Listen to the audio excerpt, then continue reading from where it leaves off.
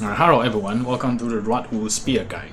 So before we even start, I need to tell you to turn off the setting that's called mouse aiming. Mouse aiming allows you to aim where your mouse is roughly aimed at. To the left side of the screen, then you poke left. To the right side of the screen, then you poke right. The issue comes from how Rotwood involves a lot of movement. Say you do like dashing, you're using your special, your character moves around, right? Even just from normally walking. My character moves itself away from center of the screen. Imagine left side had a lot of monsters that I want to fight, right? So I try to approach and boom, I'm suddenly attacking behind me for no reason. So just turn off this setting. It's terrible. Don't use this.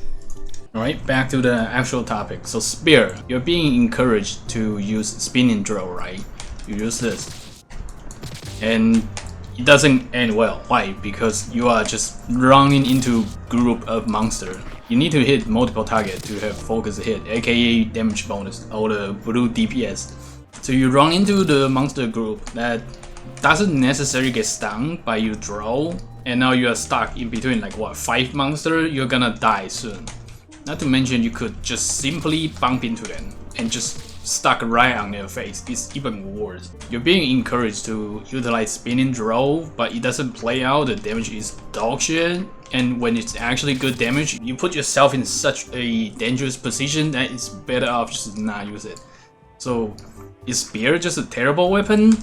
No, but you just have to play to its core design, that is zoning. Spear, unlike hammer, doesn't have to get up close. You can safely maintain a distance using the pole.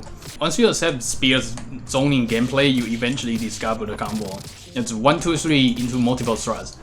However, this is still not that good of a DPS and it's boring because all you do is just maintain this distance and keep doing this exact same combo all day.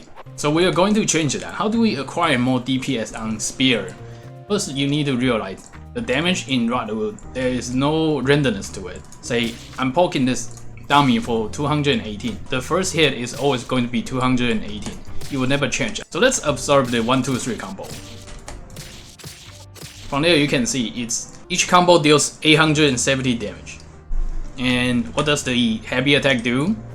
It's exactly that. Heavy attack deals exact amount of the light attack 1, 2, 3 damage, all in one hit. You're gonna ask yourself, if I do that, I lose out the multiple thrust attack, right? Which is supposedly the biggest hit for the spear. But no, you can actually just do heavy attack, light attack. Notice how the character is kinda grinning, lift this spear up tight. That's the hint for you to use multiple thrust. You can trigger this hit from heavy attack, light attack. So now you are still going to have access to multiple thrust even if you start with the heavy attack. Now from what I just did, you can already realize that since spear moves around a lot, right? Yeah, you tend to have this issue where you run up too close, where the multiple thrust just doesn't have the juicy hitbox anymore.